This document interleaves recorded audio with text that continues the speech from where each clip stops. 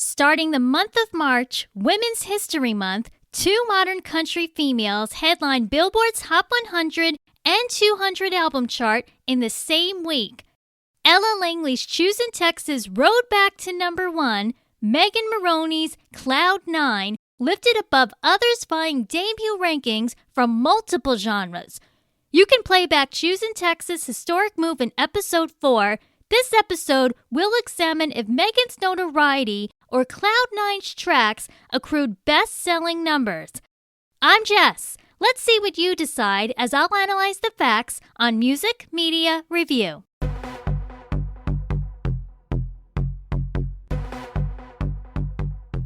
Megan Ann Moroney was born October 9, 1997 in Savannah, Georgia. Her biggest draw learning music was Heartbreak. Her dad drove her to Guitar Center, purchased one she still plays on hand, encouraging to write out the emotions. Megan liked it bonded her dad and brother to play along, but didn't think of it more than a hobby. She loved cheerleading until needing knee surgery in 11th grade, then a confidence boost changed in college. Opening up for a country concert when Chase Rice was performing there, he asked Megan if she'd do it again on his tour. Immediately accepting, her parents supported only if she promised going back to University of Georgia, finishing a degree. Switching out of accounting, music business and digital marketing became Megan Moroney's new focus. I saw Chase Rice summer 2016 at Rhinebeck, New York's Dutchess County Fair. I was invited by two friends who had an extra ticket, and the country station I worked for had leftover free admission tickets. Chase's crowd interaction was fantastic, with attendees standing in front, those sitting under a pavilion on bleachers where I was, and brought up a fan to sit on stage romantically sing his song, Ride. I'll share my photos from that night in the episode notes. Obviously, Chase's outgoing charm swooned Megan, and she took a chance going around Nashville in 2020. College helped gain an internship with Christian Bush, Sugarland's guitarist and Jennifer Nettles' duo partner. I like the music they've put out. Lucking out both connections, Sony Nashville published Megan's 2023 album Lucky and had her experiment on 2022 digital record Pistol Made of Roses. I'll never forget hearing breakout single Tennessee Orange. It premiered on iHeartRadio's Women of Country Winter 2022, tagged as an indie country singer in its setlist. The smoky crack of Megan's voice and the singable chorus, I instantly fell in love. She narrates calling her mom about a new date in her life, admitted wearing University of Tennessee's football orange team color, but made sure she's staying a true Georgia Bulldogs fan at the end.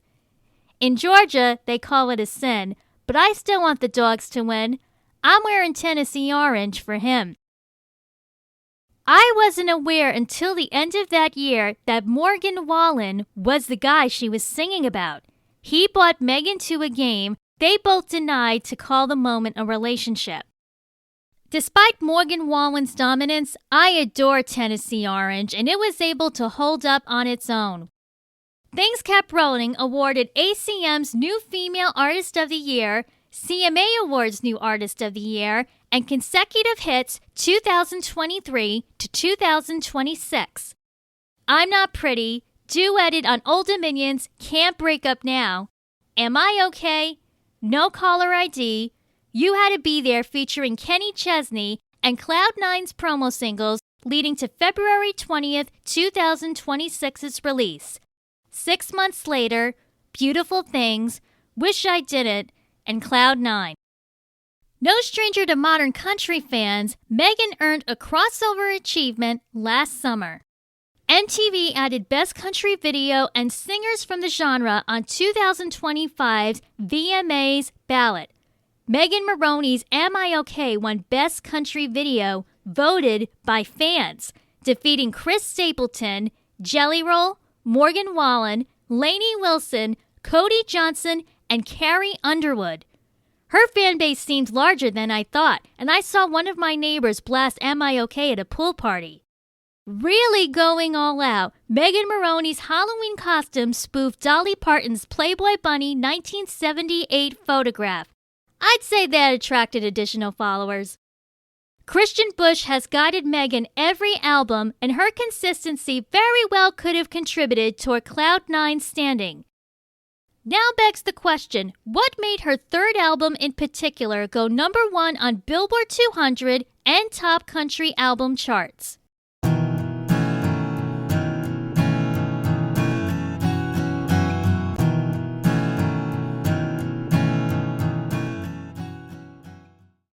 Running about an hour long, Megan's still searching for a Mr. Right to break her breakup streak as Cloud9's concept theme. Singing humor, girl talk, and clever song titles, you can't help thinking Taylor Swift's formula is restored to this generation. Centering back to a country shoulder to lean on, authentically sharing the imperfections obtaining a steady relationship. Big difference is, Megan writes first person without calling anybody out, musically unifying the struggles others are feeling, celebrity or not. Cloud9 did not drag for me, and I think it's because the tracks take on common love phases: fantasy, revenge, doubt, reflection, and growth. In a quicker tempo, Cloud9's title track revives Tennessee Orange's love days, looking past obstacles. 6 months later, Stupid and Change of Heart, timelines when you may not miss that ex anymore.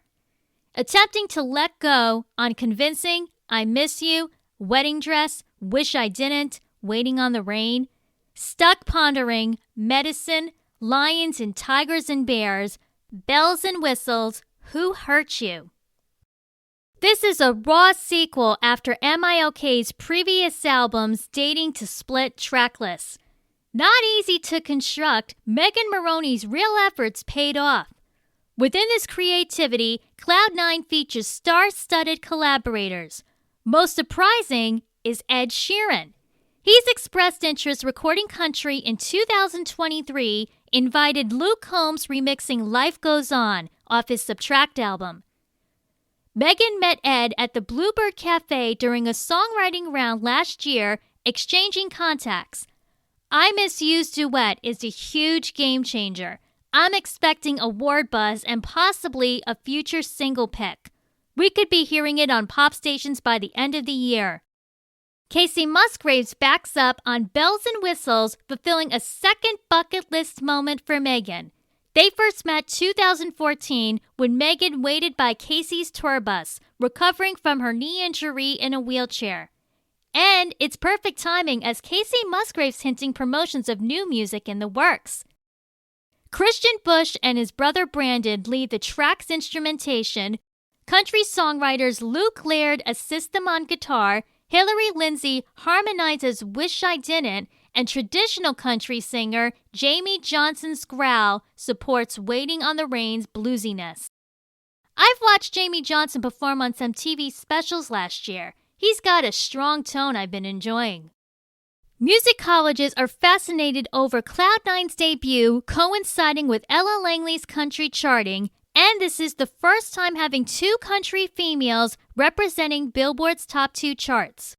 Numerically, they can't figure out how Cloud9's top spot isn't matching with the song's mid-chart positioning. I have a theory how this unfolded. Bonus track, Sorry, I Meant Tonight, was added February 27th, 7 days after. Viewing Cloud9 streaming stats on Spotify, its non-singles fall between 2 to 9 million, about half for Sorry, I Meant Tonight. I speculate fans double heard start to finish, multiplying the algorithms. Week of March 14th will determine if digital sales will factor charting results. I like the expansion Sorry I Meant Tonight as the new closing track, so it's not a downer Waiting on the Rain was, and reverts back to Hope as Cloud9 did as the opening track.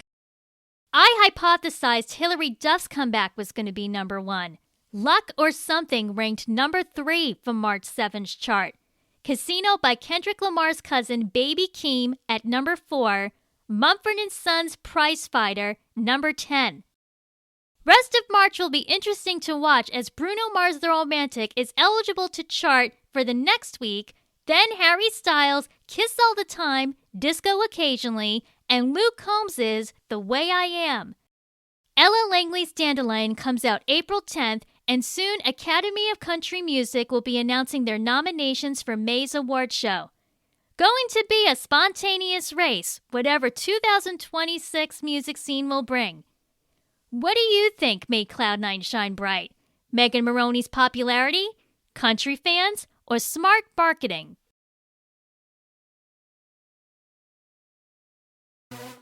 Thanks for listening to Music Media Review. I truly appreciate the support we've been receiving online. Feel free to comment and follow our social media links on Facebook, X, Instagram, TikTok, and YouTube. For feedback and requests, email musicmediareviewpodcast@gmail.com. Subscribe and review on Spreaker, Spotify, Apple Podcasts, Amazon Music, iHeartRadio, Podcast Addict, Buzzsprout, Deezer, and many more. I'm Jess. Next episode will welcome two guest co-hosts speaking about Harry Styles' latest album, Kiss All the Time, Disco Occasionally. My friend Charles Zona, who hosts Singing Them Live's podcast, and his daughter. Looking forward to our interview and hope you will too. Talk to you then.